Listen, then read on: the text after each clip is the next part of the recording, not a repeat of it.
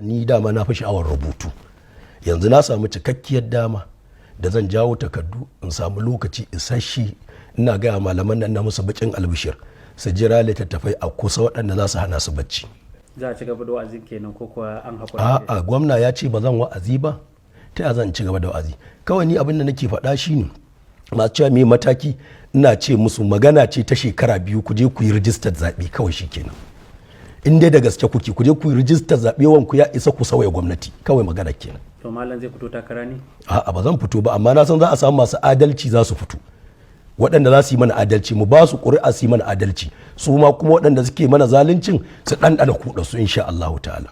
Akwai hira da aka yi da kwamishinan ilimi a daren jiya, to duk mai son ya gane hakikar abin da gwamnatin Kano ta aikata na zalunci baƙiƙirin, ina ba shawara ya je ya saurari wannan hira da aka yi da kwamishinan ilimi a daren jiya a gidan rediyo.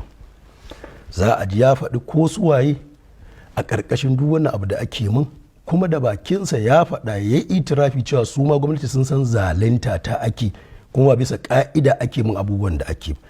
Wannan kama daga hatta filin karatuna, tarona na hatima da na yi, sannan tsarin koyarwa ta, sannan shiga haƙƙina da al'umma da datse lallai sai an raba ni da al'ummar da Allah ya sa suke ƙaunata suke kuma sha'awar karatuttuka na. To ina cewa wanda yake sai ji amsar wannan tambayar ya je ya nemi wancan program, don mai magana da yawun gwamnati shi ya faffaɗa da bakinsa ga waɗanda suke ta abubuwan nan, kuma da bakinsa ya faɗa cewa gwamnati ta tabbata zalunci ne ake min ba bisa haƙƙi ba. To amma gwamnatin ta zarge ka da cewa kana kalamai na tunziri da kuma waɗanda ba su dace ba a tafsiran da kake yi, wanda hakan kamar ta da zaune tsaye ne da kuma barazana ga tsaro. Allah ya sauka. Maganar tunziri, ita gwamnati a layin ilimi take ko a layin addini hadda za ta gane me kalmar tunziri. Ca nake abin da yake haƙƙi na addini yadda Allah ya faɗa kulatu burhanakum shine a haɗa ni da su mu zauna tukunna su tabbatar da laifin, sannan hukunci kuma ya biyo baya daga gwamnati. Yaushe ta haɗa mu muka zauna da su hatta gane cewa abin da nake faɗa tunzira jama'a ne. Ta nake bayani da hujjoji na su za su tabbatar da cewa abin da nake yin nan tunzira jama'a ne, kuko gaskiya ce nake faɗa. Kuma wannan ba da gwamnati za mu yi ba, da su malaman nan za a yi, wanda bata shirya an yi wannan ba hatta zartar da hukunci daga bangare guda saurara bangare ɗaya. Wace irin kotu ce wannan?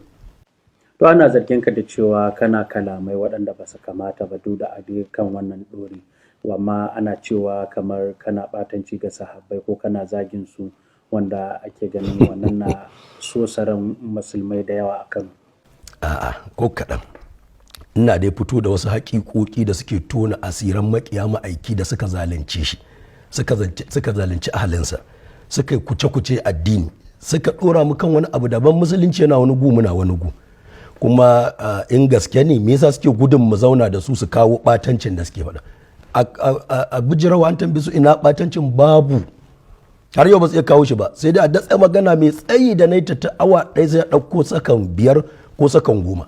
Ya za ka fahimci magana da aka yi ta awa 1 ko 2 a sakan 5?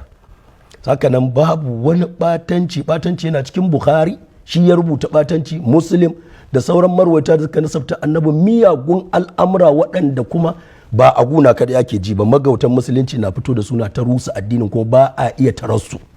Wannan shine hakikar abin da yake faruwa. An wa annabi sallallahu alaihi wasallama batanci, ni kuma ina kokarin rushe da ingiji da gyara wannan barna da aka yi. To yanzu gashi an dakatar da kai, me za ka yi na gaba? To shi dama ai kamar da na sha faɗa wa 'yan uwa, ni ina da ayyuka da yawa. Kusan dama mutane su suka matsa min kan lallai suna da sha'awar in ci gaba da bijiran musu da karatuttuka. Amma a waƙiya ta gaskiya ni dama na fi sha'awar rubutu. Yanzu na samu cikakkiyar dama da zan jawo takardu in samu lokaci isasshe ina gaya malaman nan na musu bakin albishir su jira littattafai a kusa waɗanda za su hana su bacci.